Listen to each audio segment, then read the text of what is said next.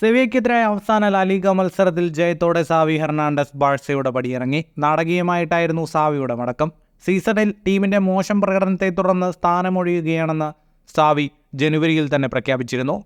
എന്നാൽ club president Joan ലപ്പോർട്ടയും sporting director ഡെക്കോയും സാവിയെ ടീമിനൊപ്പം തുടരാൻ നിർബന്ധിച്ചു. സാവി തീരുമാനം മാറ്റി ഏതാനും ദിവസങ്ങൾക്കകം ബാഴ്സ മാനേജ്മെന്റ് കോച്ചിനെ പുറത്താക്കാൻ തീരുമാനിച്ചു. ജർമ്മൻ കോച്ച് ഹാൻസി ഫ്ലിക്കിനെ ബാഴ്സയുടെ പുതിയ പരിശീലകനായി നിയമിക്കുകയും ചെയ്തു. ഇപ്പോഴിതാ ബാഴ്സ വിട്ട സാവിയെ സ്വന്തമാക്കാൻ രംഗത്തെത്തിയിരിക്കുകയാണ് premier league club Chelsea. Goal.com അടക്കമുള്ള മാധ്യമങ്ങൾ ഈ വാർത്ത റിപ്പോർട്ട് ചെയ്തിട്ടുണ്ട്. പ്രീമിയർ ലീഗിൽ തിരിച്ചടി നേരിട്ട ചെൽസി കോച്ച് മൗറിസിയോ പൊച്ചറ്റീനോയെ പുറത്താക്കിയിരുന്നു. അർജന്റീൻ കോച്ചിന് പകരക്കാരനായി സാവിയെ ടീമിലെത്തിക്കാൻ കഴിയുമോ എന്നാണ് ചെൽസി ശ്രമിക്കുന്നത്. Roberto De Zerbi, Thomas Frank, Kieran McKenna, Enzo Maresca എന്നിവരും ചെൽസിയുടെ പരിഗണനയിലുള്ള പരിശീലകരാണ്. സ്പാനിഷ് ലീഗിൽ മാത്രം കളിക്കുകയും യൂറോപ്പിൽ ബാഴ്സയെ മാത്രം പരിശീലിപ്പിക്കുകയും ചെയ്ത സാവി ചെൽസിയുടെ ഓഫർ സ്വീകരിക്കുമോ എന്നാണ് എല്ലാവരും ഉറ്റുനോക്കുന്നത്. ബാഴ്സയുടെ മുൻ താരവും കോച്ചുമായ പെപ് ഗാർഡിയോള മാഞ്ചസ്റ്റർ സിറ്റിക്കൊപ്പം പ്രീമിയർ ലീഗിൽ ചരിത്രം കുറിച്ചിരുന്നു.